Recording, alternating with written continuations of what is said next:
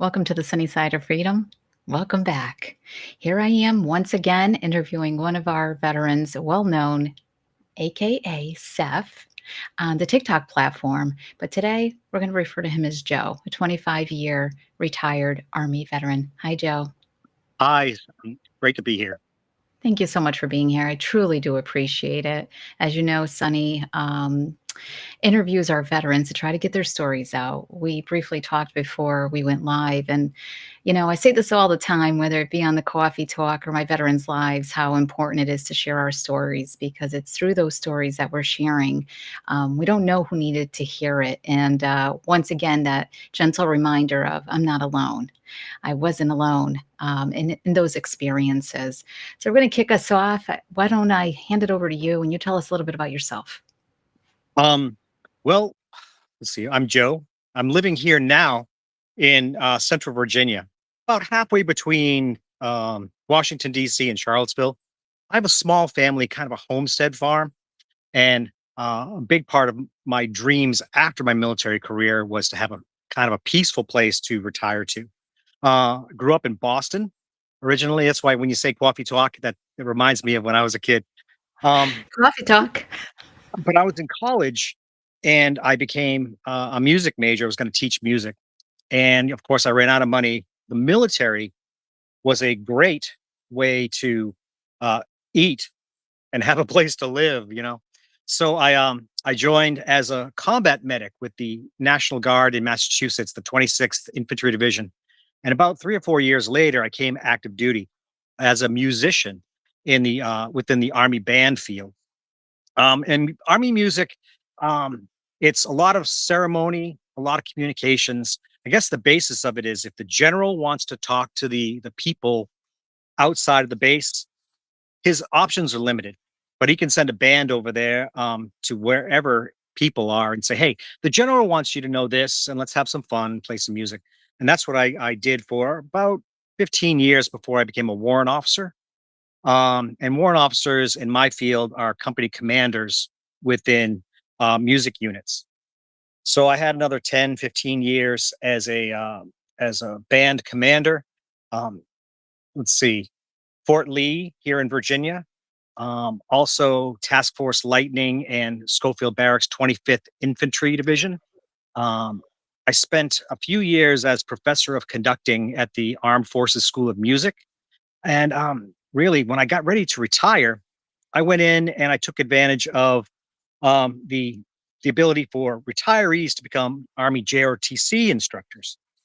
So I spent 10 years after that um, teaching in Guam and then again here in Virginia, Orange County, Culpeper County area, um, Army JROTC, military science, and I do, guest music conducting engagements for high schools or colleges or universities. And I also serve on the faculty of the Tumen Bay, Guam, and Marianas Islands faculty. Um, so yeah, it's kind of just been a progression with both the military culture and music. I retired last year, and I might go off and find another job because my wife wants to get me out of the house. But I Yeah, so since then, music has not been something I've kind of passed that part in my life, so I'm looking for what the next opportunity is. I guess Well, that's where I came from. I'll first tell our viewers, Seth had me at his garden and his music. I know the first time that we interacted on the TikTok platform, I know we went back and forth in messaging about the Normandy, I think it was, and I had shared with you how I myself had performed there, and you said, "What type of performance?" And that's when I was like, "Oh, no kidding! You have music as a background." I would have never known that. So that was very interesting to me, but I obviously wanted to know more, which that's when I said, I'd love to interview you because I myself, including our viewers, should know there's so much more behind this amazing gardening you're sharing with us every day on the TikTok platform. Because now you have so many of us. Holy gourd. We're just like looking forward to what Seth's got going on over there. But, before I take us there, thank you for sharing that, and thank you for your service, 25 years, and I know you had shared with me as well, like, You're headed to 25 years of marriage as well. Congratulations. Yeah, That's huge. I think that's amazing. And you shared a lot with me in reference to what this marriage has meant to you, even through your service, coming out of service, which is where I'm leading us next. Those challenges that so many of our veterans face when coming back and trying to assimilate into the civilian world. right. And it getting ready for separation from the military, if you've been in for any length of time, is a big life-changing culture shock. You know, even walking into a convenience store, if I'm on a military base, I walk into the local post exchange or whatever, and I look down and I see a person there and they have a rank and I have a rank. We instantly know our relationship.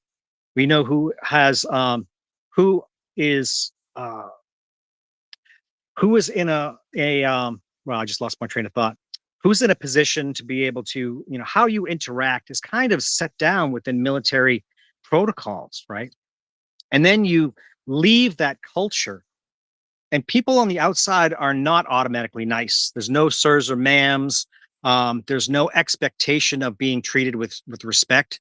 I remember one of the first things when we separated from the army, coming back to Virginia, was getting my driver's license transferred from Florida back up here to Virginia to become a Virginia resident. And I mean, it took 3 days and paperwork, and nobody cared, and it wasn't my job, those kind of things. For a military person, when you're used to a culture where they say, "Hey, soldier, sailor, I'm gonna help you get this done. Don't worry about it. I'll take care of this. Hey, I'm gonna help you out here." Or, um, "Did you realize your mate might not think of X, Y, and Z because their job is to make sure that your transition from base to base is smooth." Um, on the outside world, you don't have that. And for many, many, I mean, 3 or 4 years, it took me about 5 years to decompress until I was comfortable in a complete civilian society, right? Um, I do remember we worked with the JROTC, we worked a lot with local recruiters. And there would be times where I'd be buzzing myself into the local recruiter's office and say, "Hey guys, can I just come in and sit in the corner and listen to can I just hang with you guys for a little while because I need my people back." Right. And I don't think that they prepare you well when you're getting ready to transition, that um that you may feel completely cut off from your your culture and your sense of where you fit in society. And for me, that was the biggest challenge, was to figure out how I, as a civilian person, fit without that military, culture swirling around me. Does that make sense?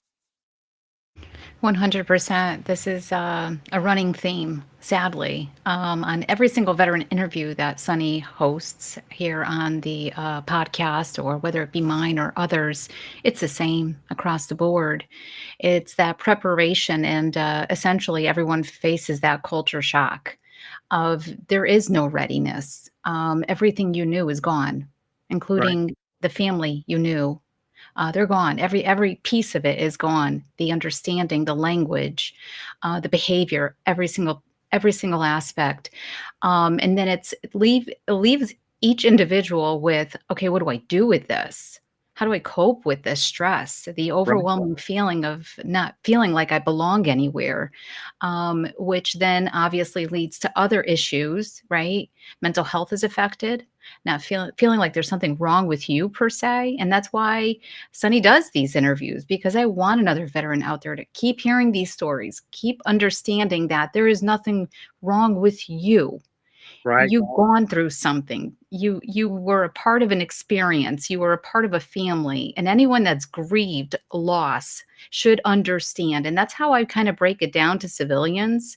I myself, a civilian, I'm like, if you've gone through grief and loss, then you should understand When they say, "I feel lost, I don't fit in," that's like saying, "I've lost someone and now I have to find a way to go about my day to day because the clock doesn't stop ticking, but my life's changed."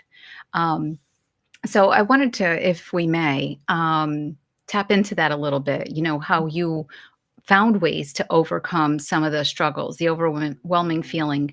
And I just want to say, I think how awesome it is that you were able, unlike so many, able to go into that ROTC office and say, "Hey, this is a comfort zone for me. Can I have a Right. little time here?"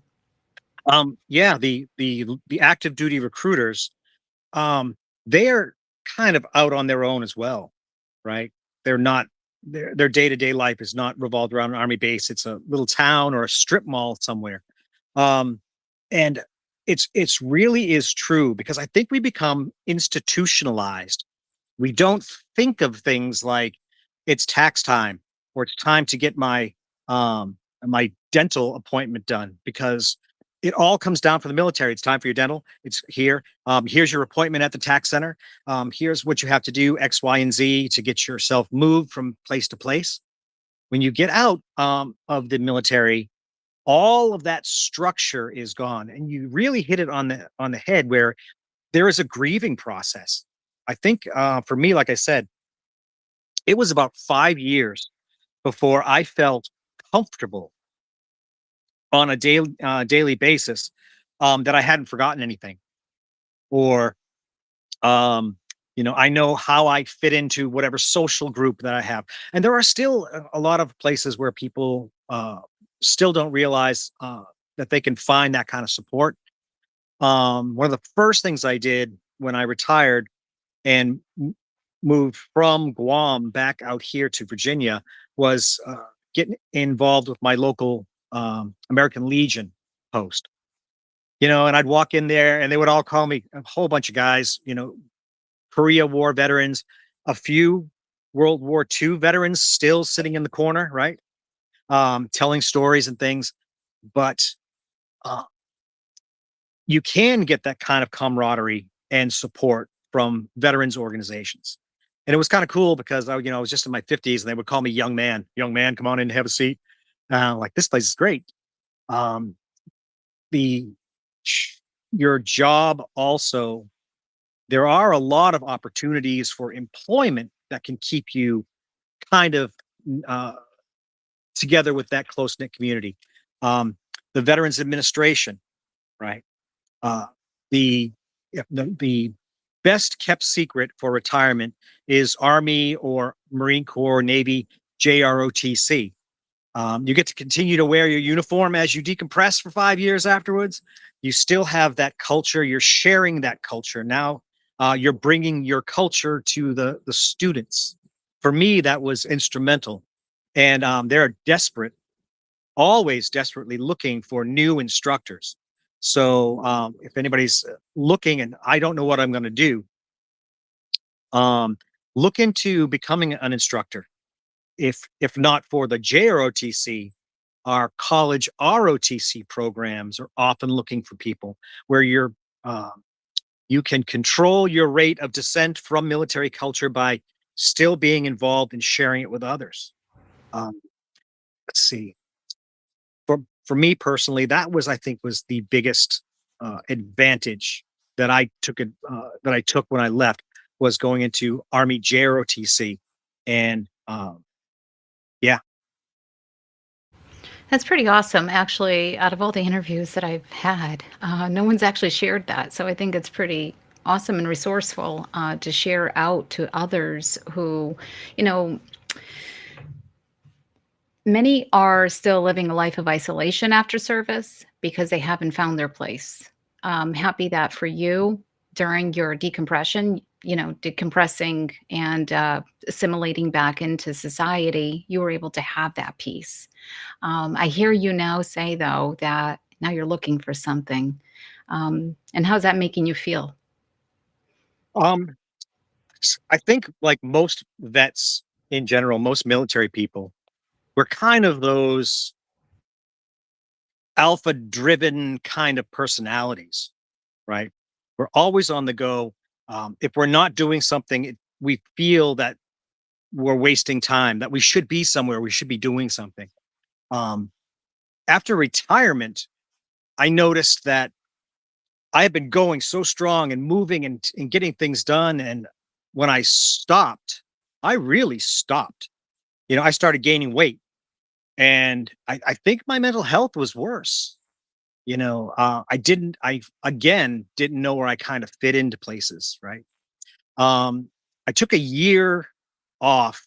That's where I built my TikTok channel, and I built uh, a garden area where I could, you know, create or make food for my family, and also find that sense of peace. Because for me, being outdoors, it's kind of a 50-50 split between um, the food and the tomatoes and the peppers and the food that I grow in my garden is about 50%. The other half of the equation is uh, the sense of peace and belonging that I get just from being out here and doing the work. Right. I I think a lot of folks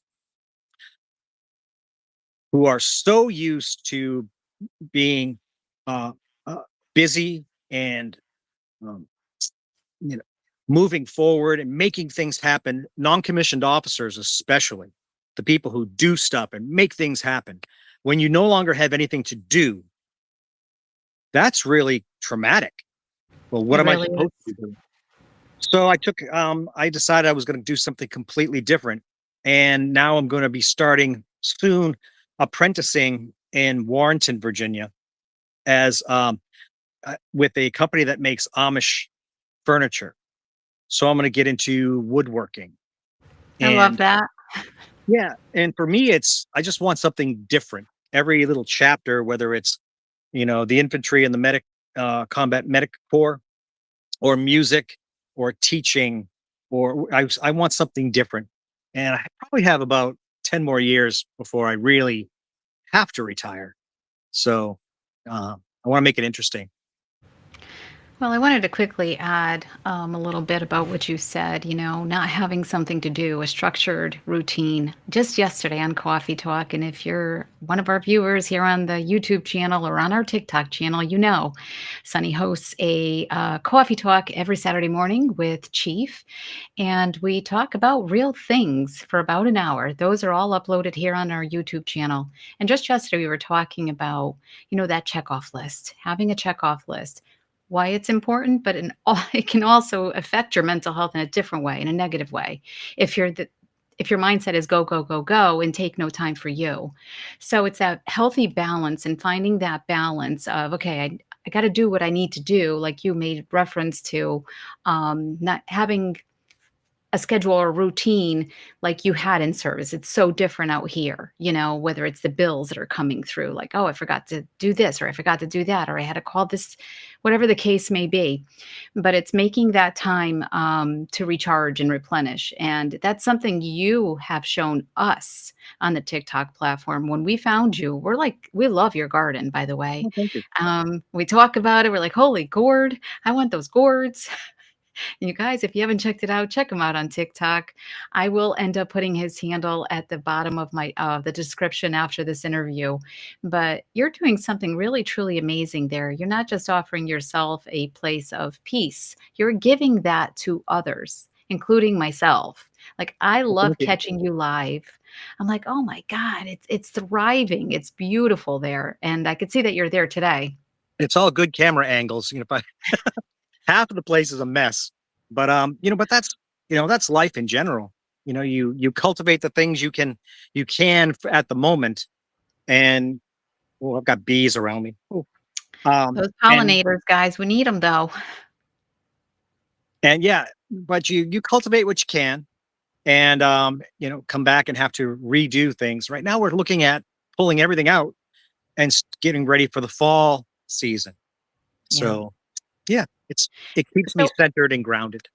and I love that for you, and I know that you can't read some of the chat, but there is a comment that I actually put up from Chief, which says, "Better to be a warrior in a garden than the gardener in a war."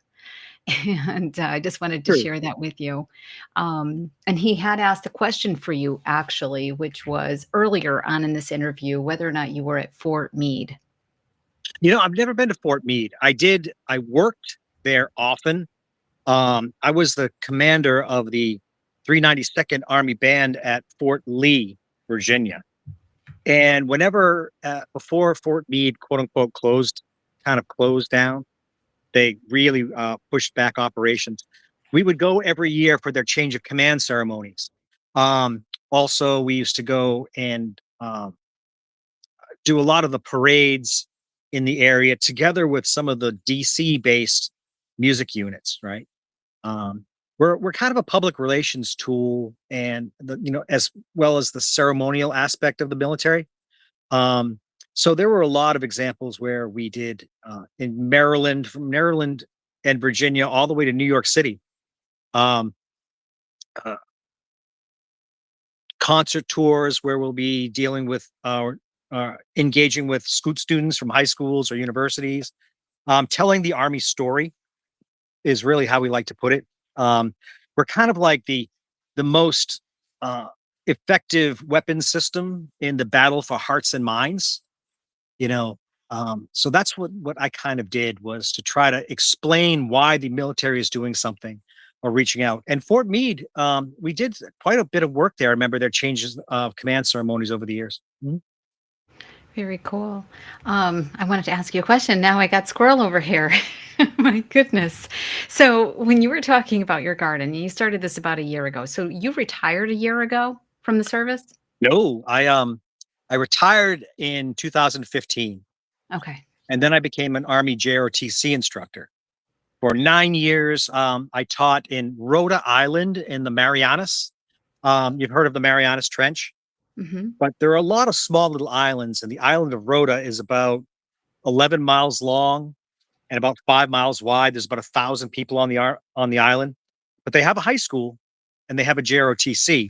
So we took about 3 years, 3 or 4 years there, and it was kind of, um, yeah, it was kind of like running a small military unit of all privates. We're not in the army, so you can't treat them like privates.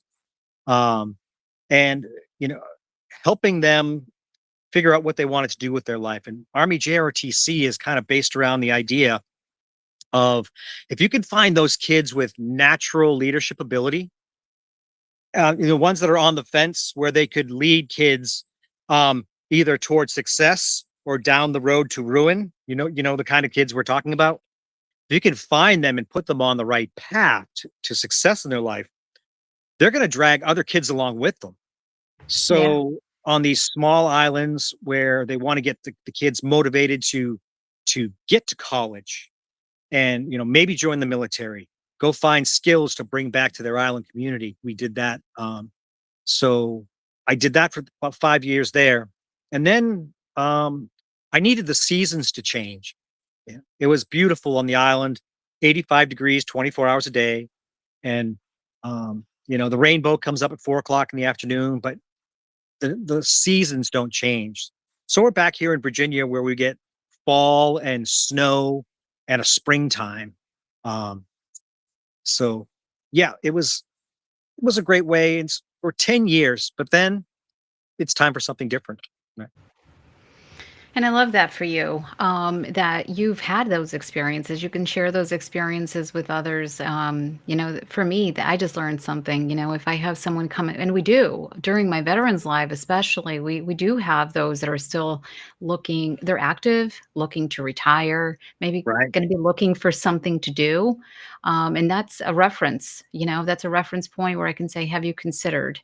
Um, You've been a part of my veterans' lives, I think, Mhm. from time to time, and I know I don't expect everyone to be there every Friday because people have lives and families, but you're always welcome, of course, and, the Veterans Live itself serves as a place and a space for veterans to come together as we first started talking, during this interview, giving them a place, once again, where they feel like they belong, with other brothers and sisters, especially when they're living a life of, feeling alone, not having anyone in their area. You're very fortunate to still have and still have a wonderful marriage, but so many have lost that, contributing to so much of the challenge and struggle that they face on a day to day. And I know that when I asked you that specific question, and you've already touched base on it, the hardest challenge for you, and the first thing you said is, "Thank God I had my wife to help Right. with that redirection and redirecting you." You know, my wife is Korean, and when we first met, it was a blind date. My best friend, you know, his girlfriend had a friend, and we started. She had a couple of English phrases like, "Hello, my name is Sue. What is your name? It's great to meet, great to meet you." And I had nothing. We started drawing pictures, and learning. She taught me Korean. I taught her English. And if I was hungry, I'd draw a cheeseburger. And but after 3 or 4 years, my Korean became functional, and her English, because she's much smarter than me, became pretty darn good. And when we got married, she became, you know, the the center of what my plans for the future were going to be. Yeah. That was my job. My job was I'm looking forward 5, 10, 15, 20 years in the future. And her focus was the day-to-day running of life. And if she had something that she wanted to do, like for example, we're not going to be going to the clubs anymore, honey. We're going to be taking some college courses. Okay. Day-to-day life, what we're doing right now, I'm going to let you lead, especially as an officer. Sometimes or a senior non-commissioned officer, you're telling people what to do and you're in charge all of the time. And what I always tell the younger soldiers that were coming up, when you're at home, take off the rank and let your spouse lead. And that will, you know, take or balance the responsibility of your life. And for me, that really gave me a safe space where I could go home and not have to worry about things because I knew everything in the day-to-day planning of operation of the house, the bills, the savings. And it really hit me how well she did it is when I got ready to retire. And the paycheck was going to go away. You know how this works, right? And your retirement paycheck is not going to cover the bills. And I'm thinking to myself, I have to find a job and I have to do this because I have to take care of my family and I have to. And she pulled me aside and my wife said, "No, you don't. I've been squirreling away some money here and there. So we have a a buffer." I said, "Well, how much money?" She said, "I have $60,000 put away." And my eyes got big. So my kids were young. They were two. I have a set of twins. So the first year, I really took a year to play with my kids. And I didn't have to work. And but what I did was college classes, teaching certificates, um, figuring out what are the next 10, 15 years are going to go. And I was able to do that is because I found the right person to spend my life with. So yeah, I was lucky in with that regard. I love this. Guys, I don't know about you guys on the receiving end of the story, but my heart is like, "Ah." I love all of it for you. Thank And you. there's a few comments here in this section. One of them is Chief, who said, "Yeah, give me direction." He's actually said that to me a few times. Just give me direction. He just needs give me direction. I'm like, okay. So it made sense, and I appreciate the way you broke that down, allowing for you to take off that rank and just breathe, live life, Mhm. play with your kids. You have to. Um, and I'm going to say this, rediscover who you are as a person, your likes, your dislikes, the things that bring you peace. We talked about this yesterday too on Coffee Talk. It's so important. So many of us go through the hustle of life day in, day out, the same thing, running through a list of things to do, and never really at the close of a day being able to say, I'm doing this and this is bringing me peace, in turn bringing my family peace. And I don't Right. think people think about that. Too often when we hear couples, for instance, talk about, well, I go to work, I do this, I do that. Okay, but what are you doing that's bringing you that peace, that is bringing peace back into your life, in turn bringing that peace to those around you? And I love your wife already. Love her, and I love You that would whole. get along pretty well. And Yeah, it's really the most important thing is you have to understand that you have to have something for yourself. You have to have a piece for yourself before you can share it with others. Does that make sense? 100%. What does Sunny talk about, guys? Listen to my coffee talks.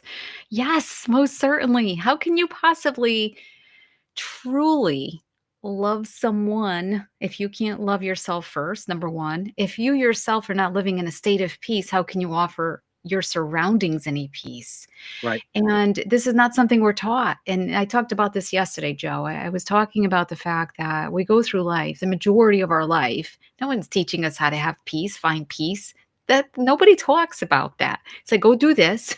Everything is like a check off list. Go, go, go, go. But no one ever talks about your mental health, how to take You care of know, it, how to self especially with love. men, you know, Let's go there. especially with men. And I remember, this is somewhere where the military sometimes messes up. I'm going to share this. And 2011 was a bad year. Um, my we were in our 40s when we had our kids, 42, and my wife went into premature labor at 27 weeks, which is early. And I mean, my son was a pound and 4 ounces. My daughter was a little bit less than that. And every day there was another horrible thing, the white blood cell count is raised, or, the breathing reflexes aren't great. And my kids spent 3 or 4 months in the NICU, the neonatal intensive care unit. And that level of stress for 3 or 4 months, the very next month, my father passed away suddenly. 3 months later, my mom lost a battle was having for cancer. And it was 2011 was one thing after another, after another, after another. And um, I remember walking down the hall and my Colonel Holton, stopped me in the hallway and he said, Chief, are you okay? And I know that all this is going on in your life. And no, I didn't have any emotions left. It was an act when my mom passed. I never really grieved. It was an academic exercise.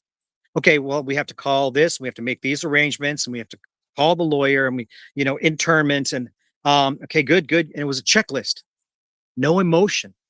And men are trained everywhere that they're not allowed to have the emotions, right? They're not allowed a chance to take a break. They're not allowed to be vulnerable, especially in the military culture, right? And resiliency is something that in the Army, I'm not sure about the Navy with for chief, but resiliency is something that they poke at and they train. We train on it, understanding the signs. And I remember and it's not this way anymore, but this was right at the beginning when mental health was coming to the forefront with our soldiers and our Marines and sailors returning. And they said there was a crisis line. And the colonel said, "Why don't you call the crisis line and sit down and talk with someone?" And I said, "Yeah, that's a great idea. I'm going to do that." So I got the number and I called, and it was out of service. So, yeah, and it was on base. Well, yeah, they're working on the lines. It's been down for 3 or 4 months. I said, "So your mental health crisis line is out of service?" Um, we have made so many. I know the military has made such strides. Number one, trying to get rid of the stigma of asking for help, right? Number two, putting in real resources. We have the military one source. We have a number, and some people like it and some people don't. The crisis lines that are actually staffed and manned now. Um, and outside of the military, things like your podcast and your TikTok channel and vibing with Chief, his TikTok channel, those kind of my garden. I have a lot of veterans that will come to me and say, I need, I just need to chat, right? It's okay for veterans to not know what to do. And I don't think that we tell them that ever, right? And I think that's the biggest realization that I made coming out of the military is that, hey, you know what? I might need some help. And sometimes I can't fix it myself. Um, so yeah, that's why I was really honored when you invited me on the podcast. If anything that I'm saying might resonate with someone, um, I think that that's time well spent. I'm the one honored, guys. Seriously, I said that to him. I'm like, what? I'm honored. Thank you for being here. I caught your live. I'm not sure if it was about 2 or 3 weeks ago, and you were actually making reference, and this was on the TikTok platform. You were making reference in your garden. You were sharing a little bit about that experience with your mother's passing.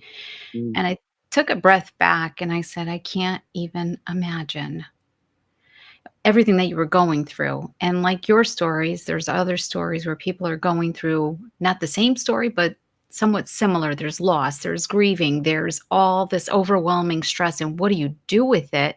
And where do you put it? And then how do you actually process it? And you were sharing that you, I don't know if you have or haven't yet, actually processed the passing of a loved one, such as a mother or a father. Right. I would say I have some regrets, but I never really grieved. Does that make sense? And you're right. Finding a place to put it. And men, we don't have time to process things. We just put it away, but it's there. It's in the back of your mind. And as you put more, you shove more and more traumas or, you know, problems, concerns, regrets. You shove them in the bag and you shove them away and you put them away, you put them away, but they're there. And that's where things like your anxieties and your hypertension that will affect you physically and not only psychologically, right? That's where I think a lot of that comes from is, and guys, really, we don't have time. I have to get this done. My wife needs this. The kids need braces. I need to get a new, washing machine. Um, there's a new project at work. We don't have time to process that. And I don't think men really in general have ever been afforded the permission to just say, okay, look, let me unpack this first before going on. And I still do it. It's probably my bag of regrets and things, my bag of problems is probably still really full. For me, I'll come up 5 o'clock in the morning before the world wakes up. I'll grab my coffee. And for me, I come out to the greenhouse and I'll putter around, I'll do some work, put some Stevie Nicks on the radio or whatever, listen to my music. And I'll start thinking about, how I could have done that better. Uh, how am I feeling about X, Y, or Z? And that's where I started to unpack it. But I don't think guys, we don't care enough about it until it becomes a big problem, right? Because it's easy for us to just put it away and not think about it again. Absolutely. The garden therapy guys, Sunny talks about water therapy. I was out on the kayak today. That's my therapy. Mm. That's where I leave a lot. That's where I can sit there in stillness. And whether I'm on the kayak sitting there or on shore, and I think about my week, what's going on. Life is always lifing. Life is happening to us, around us. We talked about this yesterday on Coffee Talk, episode 38. And it's so important to take care of that mental health. And you're right. Another thing too, and I'll say this, sometimes we know. We have it poking at us and it's like, I don't wanna do that right now because doing that means I have to address it, and if I have to address it, I have to give it time, and if I do that, then I won't get to these things. And we're all guilty of it. I'm guilty of it at times to say, "I don't have time to deal with that right now. I will deal with it later." So there it goes back into that box. Mhm. And you made reference to how it affects us physically, 100%. Right. I said yesterday how everything that our body takes on mentally, emotionally, it affects our central nervous system. Our central nervous system, once that's affected, it affects digestion, it affects aches and pains and all of these other things, inflammation. And I'm no doctor, I'm no clinical social worker. I'm just another human being. That's it. Living life like everybody else, trying to understand and have a little compassion for someone else who's maybe struggling. And another thing you mentioned was how whether they're coming to my live or coffee talk or to your garden coffee talk or vibing with chief where there's music as therapy, all of it matters. All of it matters because it's not necessarily a session of therapy, but it offers you therapy. It offers you therapy because all of these things are therapy. Nature's therapy, water is therapy, music is therapy. It's what works for you. And listening to you say how, the having the garden is where you can kind of break things down a little bit and maybe address it, at different times. It is important, you know? Yeah, and I've even toward the end with teaching and everything, I had a cardiac stress episode, you know, my anxiety level because I had I had so much to do, all the stuff from home and all the stuff with work and this and that and the other thing, and um, I was pushing myself too hard.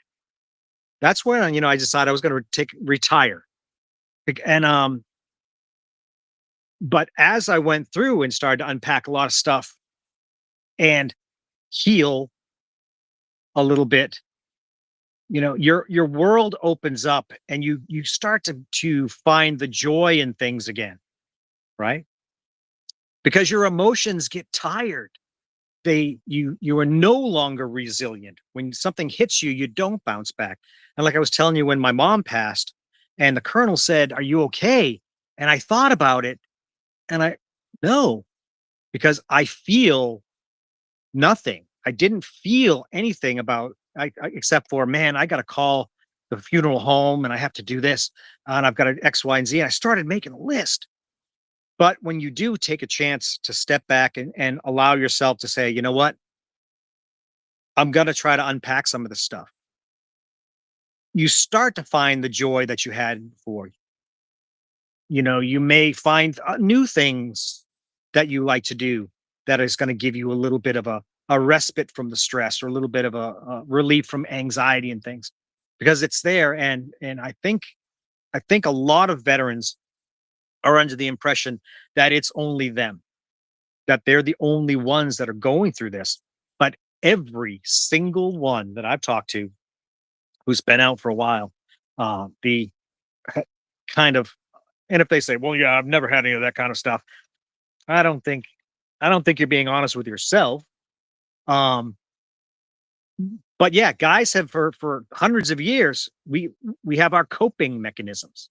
Some of them are successful and some of them are not. So yeah, for me, that's always been important is to find out, and especially being a company commander for 11 years. And it's not just your stress; everybody's stress is your stress, right? As a military leader, your guys, your Joes, if they have problems, you have a problem. So I remember telling my soldiers these things for years, but when it came time for me to actually use my or take my own advice, I didn't. And I paid for it, right? It's fair to say that's every single one of us. We give great advice, we just don't take it. I included. Yep. So, yesterday we said the word practice and patience. That was the key words of the conversation. It was like, okay, practice, practice, practice. Right. Practice that mindfulness for self every single day and hold yourself accountable. And that takes patience, you know. I'm so grateful that you're here today. I appreciate anyone that's viewing this interview today. And I am going to give it back to you because I would like you to conclude by adding in any advice that you can give someone that A is getting ready to retire, or B is retired and struggling with finding that peace Right. that you're finding and have found in your gardening, for instance. Um, yeah, everybody, you kind of know what you love to do, right? There's that old adage that says if you can find a way to make money doing what you love to do, you never actually work a day in your life. But that's not always feasible. For me, I took a year off because we planned for it. Um, Start planning now. If you're 5 years out from retirement, start planning now. Dust off your resume. Start looking and start really wargaming what you want out of a job. And what we did was I took a piece of paper and I kind of put a cross in it. And on the left side, things I want in my next career. And on the right side, things I don't want. And I wrote a list of things, right? And I looked at it. I don't want to sit at a cubicle all day. I want to be kind of outside. I want something a little bit physical. I want something where I feel that my efforts are appreciated. And as I went down and through, and the JROTC position became this. Well, it the clouds parted and the sun shone down. This is the right way to do it. And a lot of people, like I said, if you're looking, if you're getting ready to retire, check into that. All services, to include Space Force, now have JRTC programs. And most of those programs are looking for people. Now, the way it works is you will keep your military salary as a high school teacher, right? And your top three, as a CW3 or CW4, 125,000, whatever, depending if you were deployed around there, I'm not sure. And what they do is they take your last paycheck, your top three average, and they deduct your retirement, right? And what's left over, school pays half and the army pays half. So you maintain your level of income as a JRTC instructor instead of going back and okay from $80,000 a year as a sergeant first class all the way down to 35, 40,000 as a teacher starting. It's a great thing, but find what you like to do, find a way to make money at it, and plan. I mean, 5 years is not too soon to start looking at what you're going to do after the military. Thank you so much for that. And for those that are struggling, mental health, what advice would you give them? Whatever it is, if you can't fix it today, worry about it tomorrow. Fix the things you can. I think a lot of people, when mental health issues, especially with us, we're military people in general, have a need to accomplish the mission, fix the problem, right? Um, make it better, realizing that you can't sometimes, and you're going to have to cope with things. Is really kind of key. Work life balance. The people around you are your support system. And a lot of times when things get dark in your life, you don't see them anymore. You hear them talking at you, but your pain is your own. When I started getting really, really uh, pushed down by that 2011 when my parents passed, my kids were in the hospital.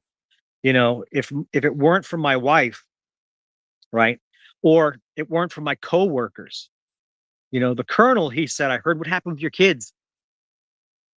I'm making you my executive officer for the next 3 months. All you have to you come in, check your email, and it will be empty every day. And you'll be at the hospital with your kids by 9. And I did projects and things like that, but um,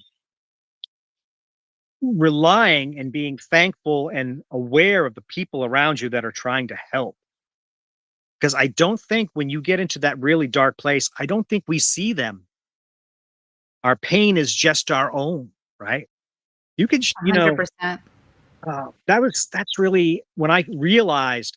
I looked up and I saw that my wife was still here with me. That stopped the spiral for me, right? And what works for me may not work for somebody else, but that's the best advice I can give. Thank you so much for your honesty, honestly. And you nailed it. Too often our pain is ours. We don't want to share it. We feel like we're a burden. No one's going to understand. That's another one. And you're right. They probably won't, but they're there. They're going to listen and they're going to love on you if you let them. True. Reaching out for help and support still remains a huge, huge struggle, especially for our veteran community. It's either those stigmas that we were talking about, breaking the stigmas that it's not weak to ask for help, to reach out and look for that support. While you see me and like others, always raising awareness at 22 a day because this is the problem.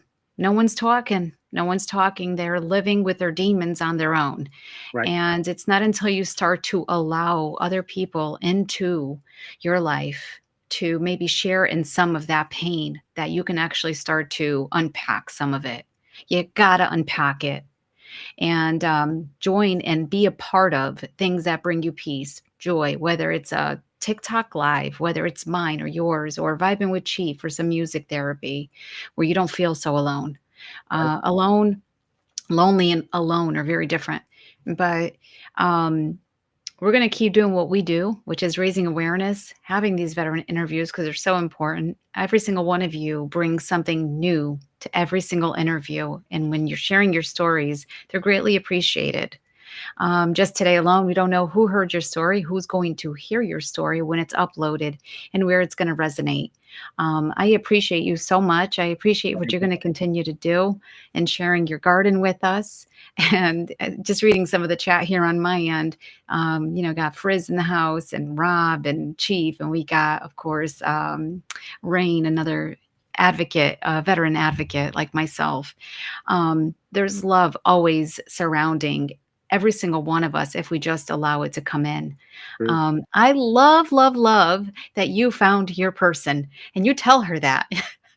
I freaking love that because she I sounds will. like your person.